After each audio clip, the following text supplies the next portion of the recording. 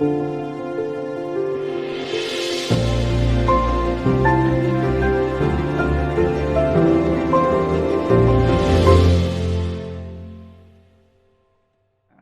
j'ai demandé à ma grande amie de partager ses connaissances, son expérience, sa sagesse aujourd'hui. Et je vais juste vous raconter un petit peu comment j'ai rencontré Danielle. Danielle, la première fois que je l'ai vue, était pas mal plus intimidante qu'elle l'est aujourd'hui parce qu'elle avait les cheveux rasés et elle portait des robes oranges. Elle a dit que c'est une autre couleur. Moi, j'ai voyé Bourgogne. Bourgogne. Alors, c'était une nonne bouddhiste et la première rencontre qu'on a eue, c'est que je suis allée en retraite avec elle et la Maison des leaders et il y a eu un point bascule pour moi assez important et ce qui fait que ça fait plusieurs années, là, au moins 2013, 2000 en tout cas. Et Danielle est devenue une grande amie. Danielle est aussi notre arme secrète à Leader éveillé. Elle est un peu en charge de l'intégrité du programme. On l'a travaillé ensemble, Lucie, Danielle et moi. Alors, Danielle, sans plus tarder, je t'invite à nous remplir de ta sagesse. Mon Dieu!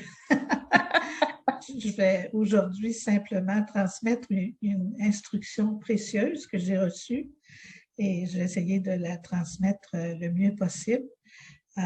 D'habitude, quand je fais une présentation sur la méditation, parce qu'on va parler maintenant de méditation assise ou de pratique de la pleine conscience, je m'étends longuement sur les bienfaits de la méditation ou de la pratique de la pleine conscience. Aujourd'hui, comme le temps nous est compté un peu, je vous invite à garder et à revisiter régulièrement l'invitation qui vous a été lancée pour aujourd'hui, dans laquelle on fait justement la liste des nombreux bienfaits et on aurait pu en ajouter. Aujourd'hui, tout ce que j'ai envie de dire, dont on ne parle pas très souvent quand on parle de pleine conscience ou de méditation assise, c'est que c'est une pratique pour entrer en intimité avec soi, une pratique pour entrer en amitié avec soi, en intimité avec son corps à travers nos sensations physiques, dont celle de la respiration, une pratique d'entrer en relation avec notre esprit, que souvent on ignore, même si notre esprit détermine, l'état de notre esprit détermine non seulement notre humeur, mais nos décisions, la qualité de nos relations avec les gens. Et pratiquer la pleine conscience, c'est finalement lui accorder la place importante qu'il tient dans notre vie. Alors,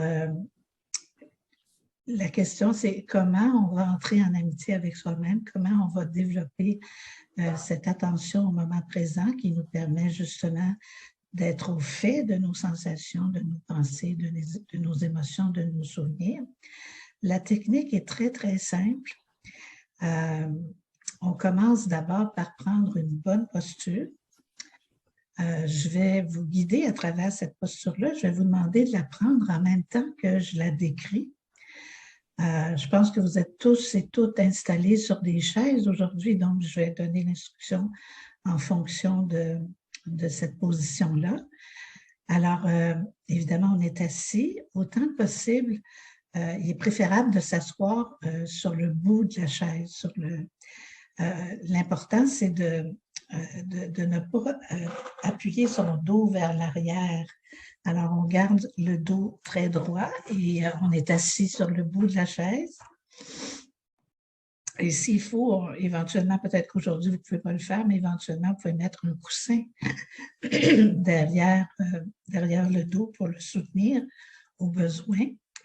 Et les pieds, quand vous êtes assis sur une chaise, sont bien ancrés au sol. Et les mains sont posées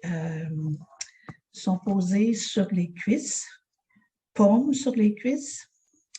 Et une des façons de les poser correctement, c'est des petits trucs qui peuvent être utiles parce que le confort physique est important quand on pratique la méditation, sinon ça devient un obstacle. Alors, vous pouvez mettre vos bras le long du corps, OK? Et vous les ramenez simplement sur les cuisses. Et alors, vous allez être à la bonne position. C'est important que les mains ne soient pas trop en avant, parce que sans ça, vous allez pencher vers l'avant. Et pas trop en arrière, parce que ça va arquer le dos et peut-être provoquer des douleurs. Alors, j'ai parlé du dos qui est très droit, mais détendu. Les épaules également sont relâchées, mais droites. C'est incroyable, surtout quand on travaille à l'ordinateur, comment on peut tranquillement ramener les épaules vers le devant. Et tout ça nous empêche de bien respirer. Alors, l'important, c'est de vraiment dégager tout le plexus. On continue.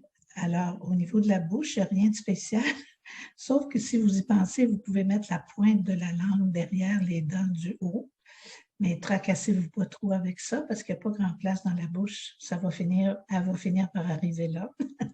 Mais une des raisons pour lesquelles on fait ça, c'est d'aider à réguler la salivation. Et les yeux, et là, ça va peut-être vous surprendre parce que pour plusieurs, vous avez peut-être déjà pratiqué la méditation de façon guidée. Souvent, on demande de fermer les yeux. Dans la pratique que j'enseigne, on recommande de garder les yeux ouverts. En même temps, le regard n'est pas lancé dans l'espace. On le ramène un peu vers le bas, environ 4-5 pieds devant soi. Et l'idée de garder les yeux ouverts, c'est que dans la pratique de la pleine conscience assise, on s'entraîne, entre autres, à développer notre attention au moment présent, être pleinement présent à notre vie. Et si on s'entraîne avec les yeux fermés, ça va être plus difficile en post-méditation de maintenir cette présence éveillée dans toutes nos activités, dans nos relations avec les gens, dans tout ce qu'on fait finalement. Et l'autre chose, c'est que quand on a les yeux fermés, en particulier quand on a une vie très active ou quand on pratique le matin ou tard le soir, les yeux fermés peuvent entraîner le sommeil et sinon une espèce de lourdeur mentale qu'on ne remarque pas toujours, mais qui nous empêche d'avoir l'esprit clair et vif et d'être très vigilant. Alors, pour les gens qui auraient déjà pratiqué et qui sont habitués à pratiquer les yeux fermés, évidemment, je ne peux pas vous forcer à ouvrir les yeux, mais peut-être que vous pouvez progressivement intégrer cet aspect-là de la pratique, peut-être en méditant les yeux fermés pendant un moment, puis en essayant de les ouvrir progressivement. Alors ça, c'est au sujet de la posture. Alors, la première chose qu'on fait, j'appelle ça prendre son siège. On prend son siège.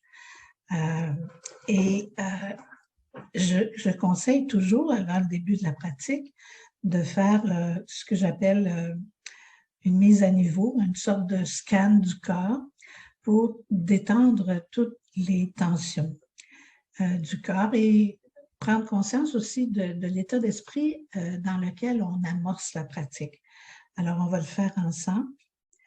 Alors, pour cet aspect de la pratique, vous pouvez fermer les yeux. Je vais vous guider un peu. C'est très simple. Alors, vous êtes bien ancré sur votre siège, les pieds au sol. L'image que j'ai souvent quand je donne cette instruction-là, c'est, je ne sais pas si vous connaissez les samouraïs, assis bien droit avec beaucoup de dignité, qui manifestent la qualité d'être humain que nous sommes, présents, conscients, vigilants.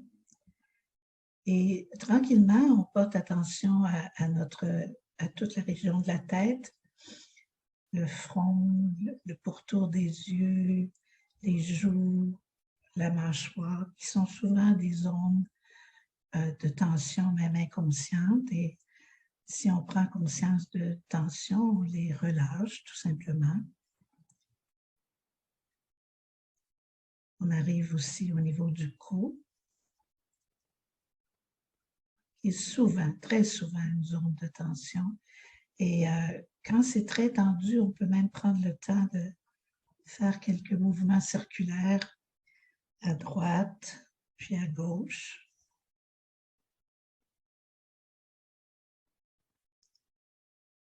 On vérifie la tension, l'absence de tension plutôt dans les épaules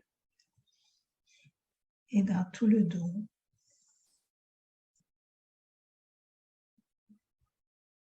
On sent nos fesses sur la chaise.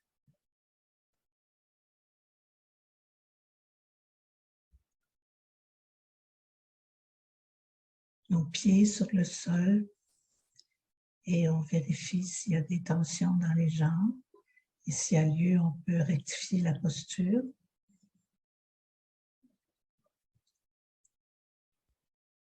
Et avant de commencer la pratique comme telle, on peut sentir l'espace autour de soi.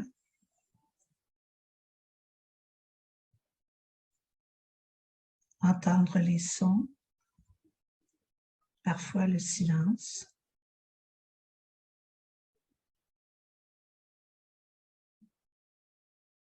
Et dans cet état de relaxation, on peut se demander comment je me sens maintenant.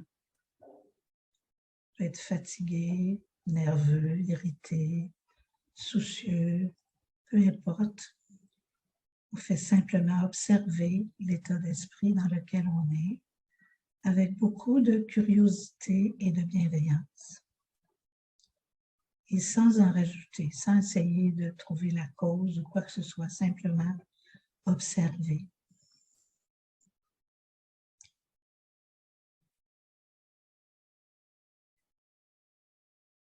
Et là, on va progressivement amener notre attention au niveau du ventre pour observer un aspect important de notre physiologie, la respiration. Très important, la respiration. On cesse de vivre quand on cesse de respirer. Malheureusement, on n'en est pas toujours conscient. Soit on retient sa respiration. Alors, si vous êtes attentif, vous allez remarquer que à l'inspiration, le ventre se gonfle légèrement et à l'expiration, il reprend sa position initiale. Alors, vous pouvez simplement observer ce mouvement de va-et-vient du souffle à l'inspiration et à l'expiration.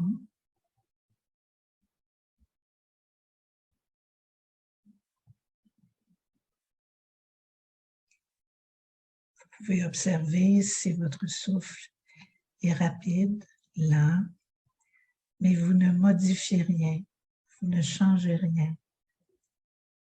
Vous observez le souffle tel qu'il est. Et vous n'avez rien d'autre à faire qu'observer,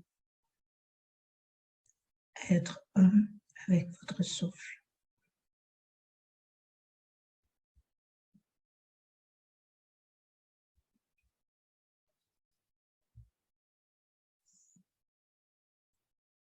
On porte attention au souffle. En fait, on pourrait porter attention à toutes sortes de choses dans la méditation, mais on choisit le souffle parce que d'abord, il est toujours présent. On peut donc pratiquer l'attention n'importe où. Il ne coûte rien.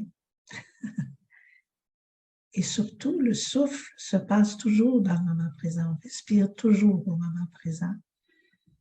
On ne respire jamais dans le passé ni dans le futur. Alors, quand on est attentif à notre respiration, on est certain d'être dans le moment présent.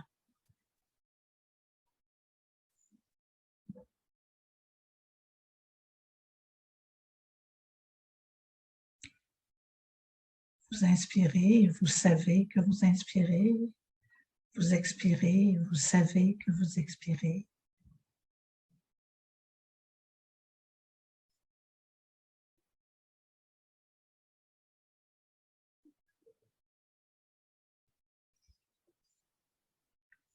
Et si vous êtes comme moi, alors vous êtes attentif pendant 1, 2, 3 respirations et oups, il y a des pensées qui surgissent. Alors là, on entre dans l'autre aspect de la méditation qui est l'attention à notre esprit.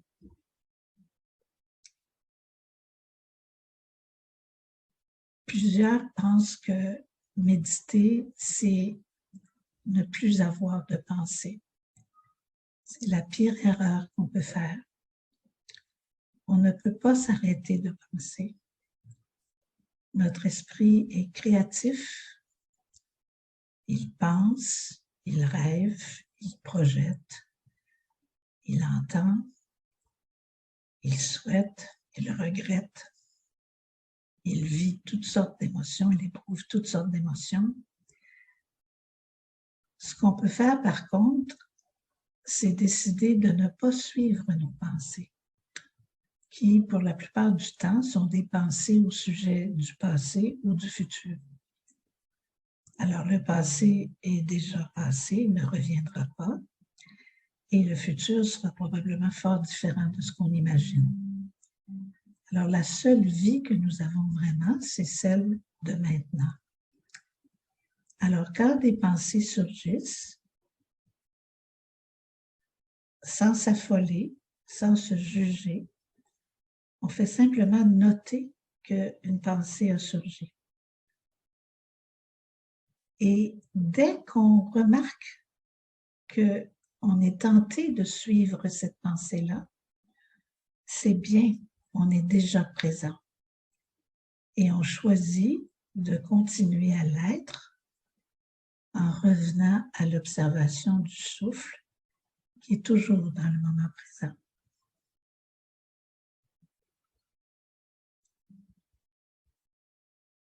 Parfois, on arrive à noter les pensées dès qu'elles surgissent et parfois, on se laisse entraîner par la force de l'habitude.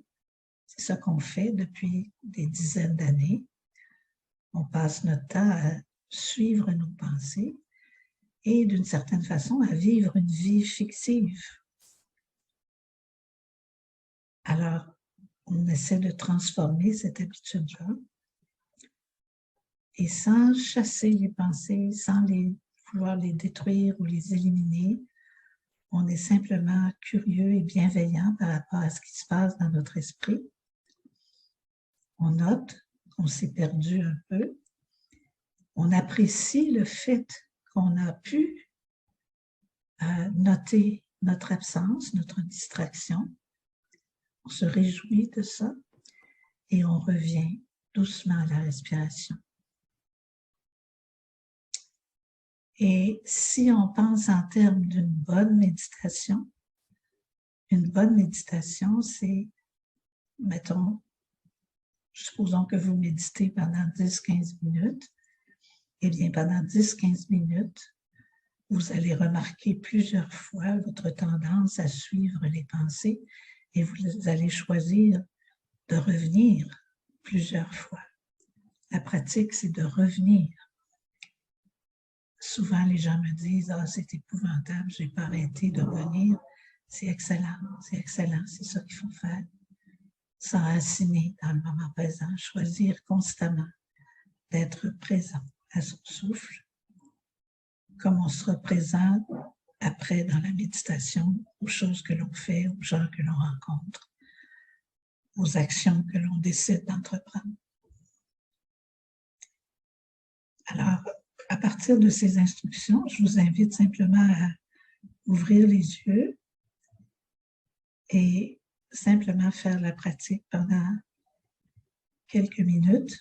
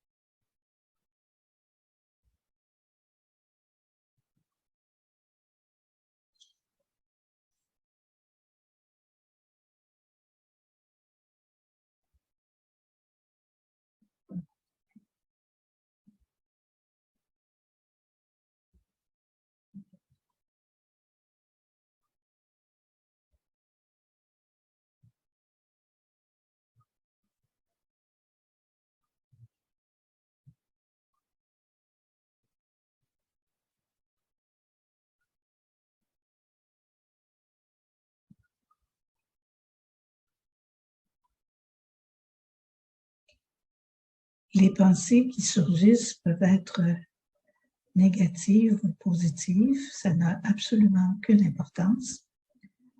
Vous pouvez être en train d'imaginer que vous exterminez tous les humains sur la Terre, ou vous pouvez avoir des pensées d'éveil très élevées.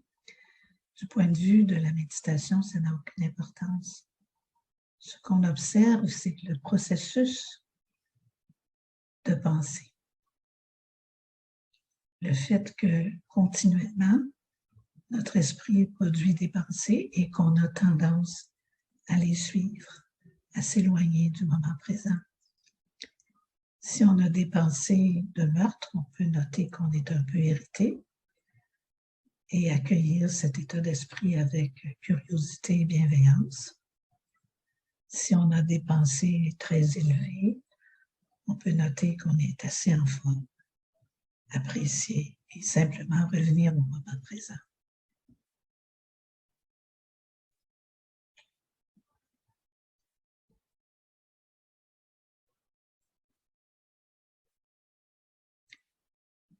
Et plus on pratique, plus on réalise que ces pensées qui ont jusqu'à maintenant dominé nos vies ne sont rien d'autre que des bulles, comme des bulles de savon qui vont crever d'elles-mêmes, ou des bulles à la surface de l'eau qui se mêlent à l'eau de nouveau. Elles ne sont pas solides.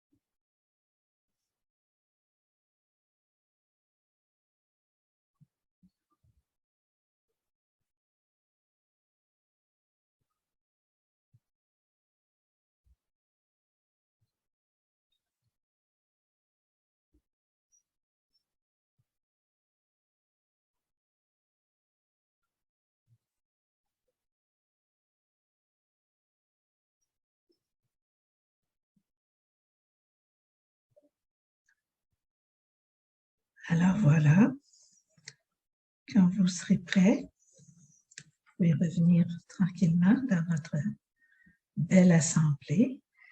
Et je crois que j'ai été extraordinaire parce que je suis entrée dans le temps qu'on m'a accordé.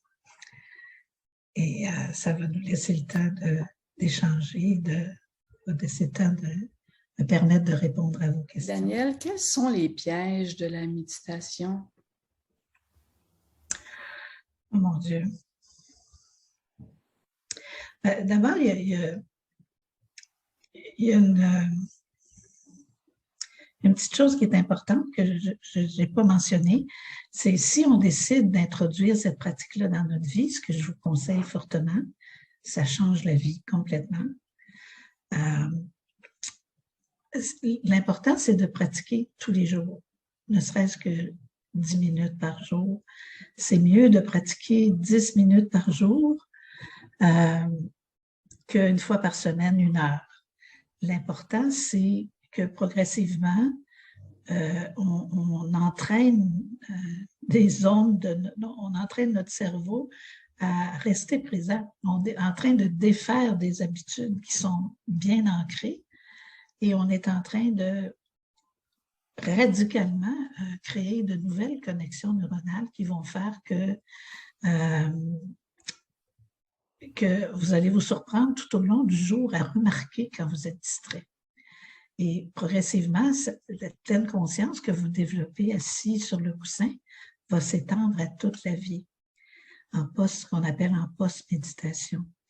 Et pour un leader, c'est ça qui est important, enfin pour tout le monde, mais en particulier pour un leader, c'est ça qu'on recherche finalement, hein, cette capacité de présence à nous-mêmes et à notre entourage et à nos entreprises, à nos actions tout au long de la journée pour être en mesure de finalement poser les meilleurs gestes, entretenir les meilleures relations possibles avec nous-mêmes et avec les autres.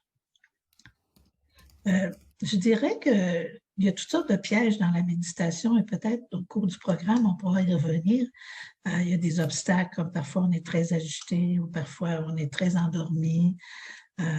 Juste là-dessus, on pourrait passer une autre heure, mais dans mon expérience en relation avec plusieurs des personnes que j'accompagne dans la pratique, l'obstacle qui revient le plus fréquemment, c'est l'ennui.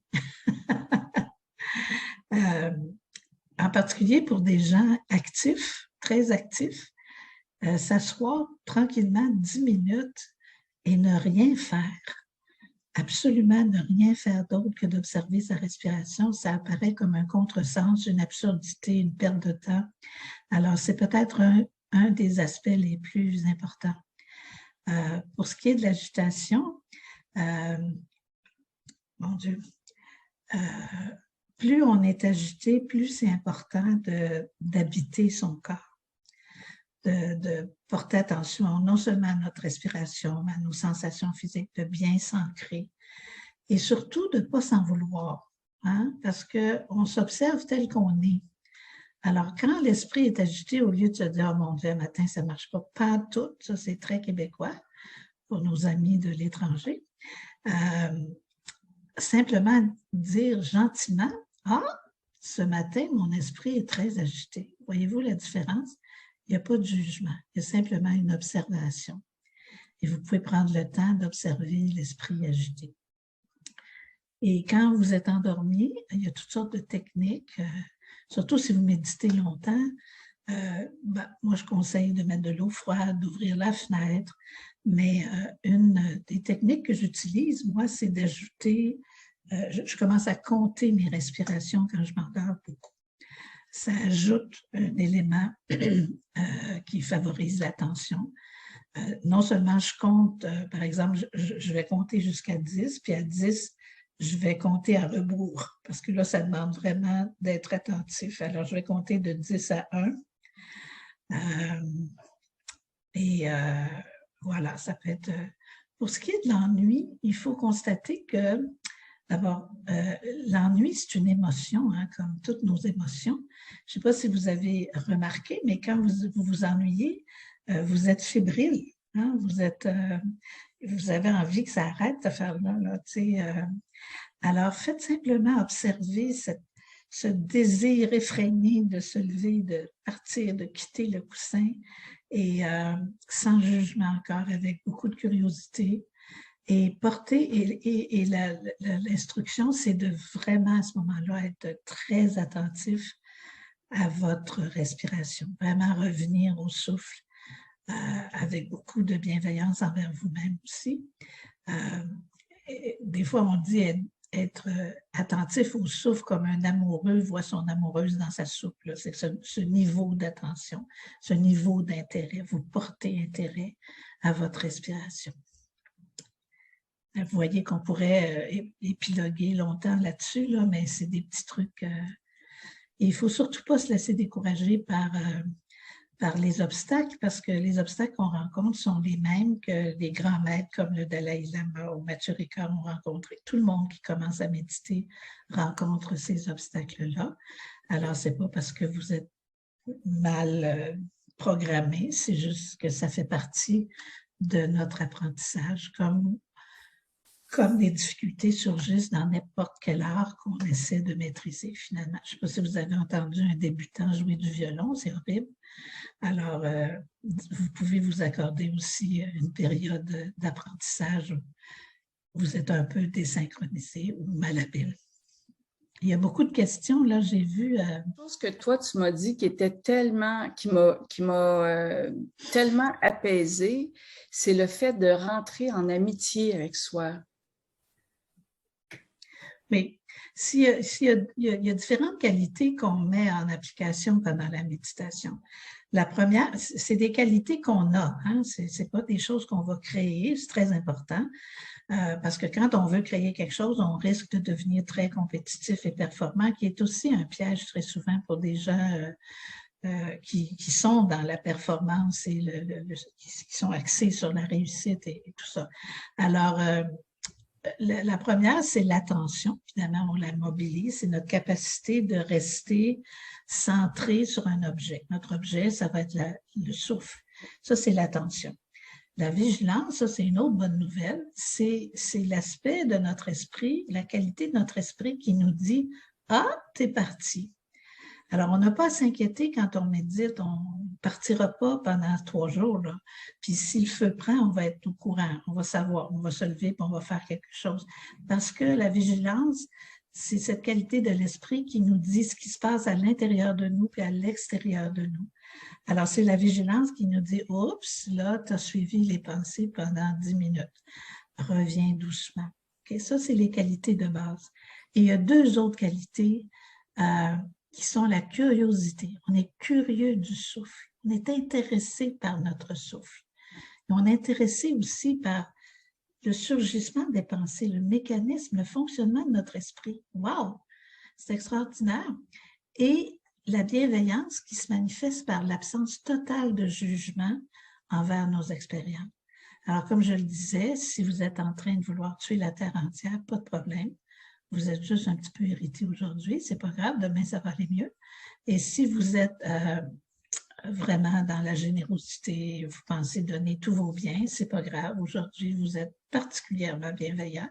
Peut-être demain, vous allez être très égoïste. Alors, oui, on porte pas vraiment, on s'attarde pas nécessairement, puis on ne porte pas de jugement. Puis rappelez-vous, dès que vous êtes conscient que vous êtes parti, vous êtes présent. Souvent, les gens, quand ils se rendent compte qu'ils sont partis, se disent « Ah, je ne l'ai donc pas, c'est effrayant, ça ne marche pas mon affaire. Il me semble que c'est pire qu'avant. Il me semble que je pense plus qu'avant. » Mais rappelez-vous, dès que vous êtes conscient que vous êtes parti, que vous êtes distrait, vous êtes de nouveau présent. Et la seule chose que vous avez à faire, c'est de choisir de le rester en revenant au souffle. J'ai vu des questions passer rapidement. Oui. Est-ce qu'on peut, à quelle heure c'est mieux? C'est toujours préférable de faire ça le matin. Après sa douche, je le conseille, parce que là, on est plus réveillé. Parce que l'esprit est frais. Et ça va mieux. Et aussi parce que c'est fait. Hein? Ça ne va pas vous traîner toute la journée. Souvent, on dit « Ah, ben là, je vais méditer en arrivant au bureau ou avant de commencer à travailler. » Mais là, vraiment, l'ordinateur nous appelle de ses cris de sirène et on se laisse prendre au jeu. On dit « Je vais méditer ce soir en rentrant. » Mais non, les enfants sont là, le mari veut jaser de quelque chose, on est fatigué. Je méditais avant de coucher, on est trop fatigué. Et toute la journée, ça nous hante. Je devrais méditer, je devrais méditer. Puis finalement, quand on fait ça, on finit par haïr la méditation parce que c'est comme une espèce de poids derrière nous. Alors, quand on le fait le matin, c'est fini, c'est fait, on l'a fait, on est content. Et c'est un petit peu comme, c'est établir comme une nouvelle habitude. Hein? C'est comme on se brosse les dents tous les matins, puis on ne se demande pas, est-ce que ce matin, je vais me laisser brosser les dents? Est-ce que je vais le faire seulement après dîner ou seulement après souper? Ou on le fait, on se sent bien, puis à un moment donné, on n'y pense plus. Ça fait partie de notre routine. Une autre question, c'est est-ce qu'on peut méditer au lit ou en mouvement, bien sûr? Quand vous commencez, je ne conseillerais pas de méditer au lit, à part quand vous décidez de vous endormir le soir. Ça peut être une excellente façon de s'endormir, de simplement porter attention à son souffle, de laisser tout le stress de la journée vous quitter. Mais on veut être alerte le plus possible. Hein? Et souvent, dans la position couchée, comme avec les yeux fermés, on a tendance à s'endormir. Mais encore là, c'est mieux que rien. Mais vraiment, je conseille la position assise. En mouvement, bien sûr, il y a toutes sortes de pratiques comme le tai chi, le yoga où il faut être attentive à ses mouvements. Alors, dans ce temps-là, ce n'est pas à la respiration qu'on porte attention, quoique dans le yoga, il y a certaines techniques de respiration. Dans le tai chi aussi, d'ailleurs, mais on porte aussi attention à nos mouvements. J'ai fait du tai chi pendant de très longues années et on lève le bras et on est très conscient du bras qui se lève, de la sensation qui se passe dans le bras quand il est levé. Alors, c'est excellent. En fait,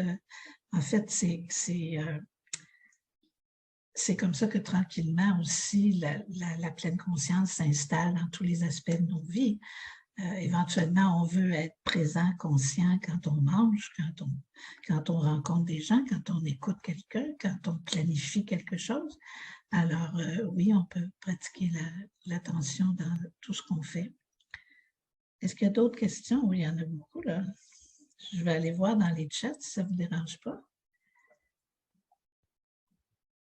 Il y a une excellente question. Que gagnons-nous à fuir le moment présent en faisant la méditation? En fait, je ne sais pas si on gagne quelque chose parce qu'en fait, on est plutôt perdant.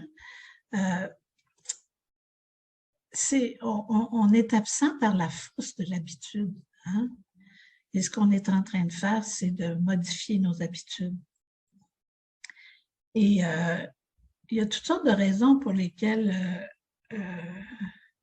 on est distrait. Je sais que mon fils m'avait rendu visite au monastère et j'avais donné l'instruction de méditation à son conjoint, puis lui avait refusé en me disant « je ne veux pas voir ce qu'il y a dans mon esprit ». Alors, des fois, on va se réfugier dans toutes sortes de distractions pour ne pas rencontrer des émotions difficiles ou des situations difficiles dans notre vie. Et aussi pour éviter de rencontrer, c'est peut-être un aspect dont on discute moins dans les programmes de mindfulness, mais les qualités fondamentales de notre esprit qui sont un aspect infiniment vaste et compatissant. Et voilà, c'est pour ça qu'on a tendance à fuir. C'est trop vaste.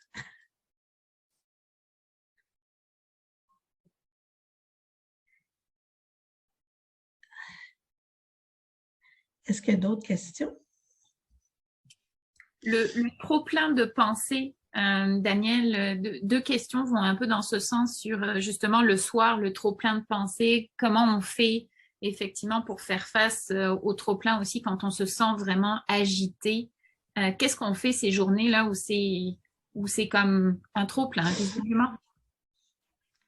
Il y a toutes sortes de pensées. Hein. Ça aussi, ça mériterait une autre rencontre, mais il y a des petites pensées ordinaires. Là. Vous savez, qu'est-ce que je vais manger à soir?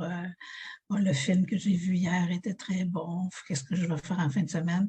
J'appelle ça des petites pensées souterraines. Là. Très souvent, on a ce genre de pensées-là. Très souvent aussi, on a des scénarios, des histoires qui reviennent. On est particulièrement sensible à certaines situations. Oh, il m'a regardé de travers, puis là, c'est fait toujours ça, puis là, on part dans soit dans notre esprit de pauvreté ou dans notre esprit revanchard, et là, ça nous habite beaucoup. Il y a des pensées obsessives aussi. Et il y a des pensées aussi qui surviennent dans des moments des moments difficiles, par exemple. Là, on est vraiment là, obnubilé par nos pensées. C'est toujours la même technique, mais parfois, c'est difficile. Et dans ce temps-là, il faut être bienveillant envers soi-même. Et des fois, quand les pensées sont trop obsessives, faites un gâteau, allez prendre une grande marche, amenez-vous ailleurs que dans l'obsession. Ce qu'il faut se rappeler dans ces moments-là, c'est que tout ça est impermanent, ça ne va pas durer toujours. On a toujours le pouvoir de lâcher prise, de dire je ne m'en vais pas là, je n'ajouterai pas à ce qui est en train de se passer maintenant. C'est peut-être ça l'atout le plus important de la méditation, c'est que progressivement, notre esprit devient notre allié. on arrive à apprivoiser complètement notre esprit et avoir la maîtrise sur notre vie, quoi qu'il arrive. Et ça, c'est sans prix. C'est pour ça qu'on dit que la méditation fait partie de la sagesse humaine. Là, Céline me fait un signe, je crois. Je ne sais pas si c'est un signe d'appréciation parce qu'elle veut faire la finale. C'est d'abord un signe d'appréciation. Je trouve que ta finale était super. Merci. Il est déjà 12h59. Alors, écoutez, un énorme merci à tous ceux qui ont pris le temps de prendre le temps pour eux et pour les autres, pour ceux qui nous entourent aussi. Merci Daniel, tu es toujours aussi génial. Vivian, je pense que tu avais écrit une question, hein? Oui, j'ai une question, oui. J'ai écrit, je l'ai matérialisé par écrit. Est-ce que j'ai bien répondu à ta question? Ah oui, c'est celle-là, oui. Est-ce que j'ai répondu à ta question, Vivian? J'ai posé une dernière, hein? Une dernière. Oui. Je peux peut-être la nommer. Effectivement, la dernière question de Vivien, c'est comment faire pour améliorer notre journée si après une méditation, on sent que notre esprit est agité? C'est ça ta question, Vivien? C'est ça, oui. OK. Écoutez, notre état d'esprit varie tout au long du jour. Hein? Des fois, vous êtes très agité le matin, plus calme l'après-midi. Ça dépend de toutes sortes de causes et de conditions. Alors, quand vous terminez votre méditation, puis que vous êtes très agité, vous notez simplement que vous êtes très agité, puis vous continuez simplement de porter attention à tout ce que vous faites. Et peut-être que ce qui peut aider, c'est, moi, ça m'aide beaucoup, en tout cas, c'est que je développe la ferme intention d'essayer du mieux que je peux d'être présent toute la journée, à moi-même tel que je suis, agitée, aux autres, et aussi d'être le plus bienveillant possible envers moi et envers les autres. Et la façon d'être bienveillant envers moi, c'est de ne pas me juger parce que je suis agitée. D'ailleurs, ça se peut que simplement le fait d'accepter d'être agité va aider à réduire l'agitation. Mais sinon, on se dit, bien, aujourd'hui, c'est comme ça. Merci, Daniel. Merci, Daniel. Merci. Merci, Vivien. Une question brûlante autour de comment on convainc les gens. Et puis, je fais le lien entre deux questions. L'une qui est autour de, est-ce qu'on peut rappeler, dans le fond, les bénéfices de la pratique de la méditation? Et je fais le lien avec une autre question qui est de Stéphane sur comment convaincre un leader de prendre du temps pour méditer. Oh mon Dieu! Je savais que ce serait pas facile. Peut-être que le meilleur témoignage, c'est l'exemple. Hein? Peut-être que la meilleure façon de convaincre qui que ce soit de méditer, c'est l'exemple. Quand soi-même, on devient plus présent, plus attentif, plus bienveillant, à un moment donné, ça se remarque. Je me rappelle, mon fils, à un moment donné, j'étais quelqu'un de très, très impatiente. Maintenant, ça va beaucoup mieux. Mais j'étais très, très impatiente et à un moment donné, j'avais un petit chat. Puis avant, je n'étais pas capable d'avoir un animal de compagnie parce que j'étais trop impatiente. Alors, à un moment donné, le petit chat vient à la table. Puis je dis, « Oh, mon petit minou! » Puis je lui donne à manger. Et mon fils m'a dit, « Maman, ça paraît que tu médites. Tu es beaucoup plus patiente avec le chat. » Alors, ça peut être on peut prêter des bons livres aussi, mais vous savez, chacun suit sa propre voie, son propre karma d'une certaine façon. Et mon fils ne médite toujours pas, puis pourtant, moi, je médite depuis 25 ans. Alors, mais il fait autre chose. Alors, on ne peut pas forcer les gens à faire quoi que ce soit, mais en parler et surtout soi-même, mettre en application, ça peut inviter les gens à le faire. L'autre question, c'était? Je veux juste, si je peux, Daniel, elle est venue dans mon entreprise, à un moment donné, Daniel, elle est venue rencontrer les employés et elle est venue parler de méditation. Elle est venue faire un atelier sur la méditation. Et puis, je pense que ça a été très inspirant pour plusieurs. Et c'est l'idée, on ne peut pas convaincre, mais au moins, c'est comme une petite fenêtre sur peut-être un bien-être. Oui. C'est quand même que les gens ne retiendraient de ça que quand leur vie est bouleversée, qu'ils peuvent simplement arrêter puis respirer un peu ou faire une pause, c'est déjà beaucoup, beaucoup, beaucoup. Est-ce que je peux te demander, puis je pense que ça fait le tour des questions après, un rappel peut-être bref justement des bénéfices de la méditation. Oh mon Dieu, il y en a tellement. Ben, d'une part, le premier bénéfice, c'est la présence à soi, une meilleure capacité de discernement parce que comme on est plus présent, on est en mesure de mesurer tous les facteurs qui amènent à une décision, une capacité de plus grande maîtrise de ses émotions et donc une plus grande sérénité et une plus grande égalité d'esprit, une meilleure compréhension aussi des autres qui vivent les mêmes émotions que nous, donc une amélioration générale de nos rapports avec les autres. Il y a une espèce de confiance en soi aussi qui s'établit. On se sent moins ballotté par nos états d'esprit et on se sent plus solide, plus fort. Notre esprit devient en général plus calme, plus fort, plus stable et ça nous permet de naviguer dans la vie avec, j'appelle ça l'art d'être humain, face aux nombreux défis qu'on rencontre à tous les niveaux, au travail, en amour, dans la famille. Alors, il y en aurait bien d'autres. Excellent. Merci beaucoup, Daniel. Puis, une dernière technique, parce que je pense qu'elle vaut la peine de Chantal, c'est la suivante. Quelles sont les principales différences ou avantages entre une méditation guidée et non guidée? C'est l'autonomie. La grande différence, c'est que c'est sûr qu'au début, ça peut être une méditation guidée, mais en fait, ce qu'on souhaite éventuellement, c'est d'être capable de le faire par soi-même.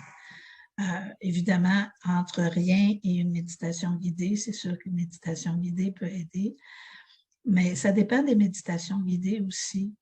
Il y en a de toutes sortes, je ne les connais pas toutes, donc je ne peux pas me prononcer, mais il y en a où on est plus intéressé par le discours que par le travail sur le travail sur soi, d'être attentif à soi, à ce qu'on ressent, à ce qu'on... et on ne rencontre jamais quand dans une pratique guidée, des obstacles comme l'ennui, l'agitation. Donc, pour arriver à maîtriser ces obstacles-là, il faut les rencontrer. Il faut commencer à appliquer des techniques utiles. Alors, voilà.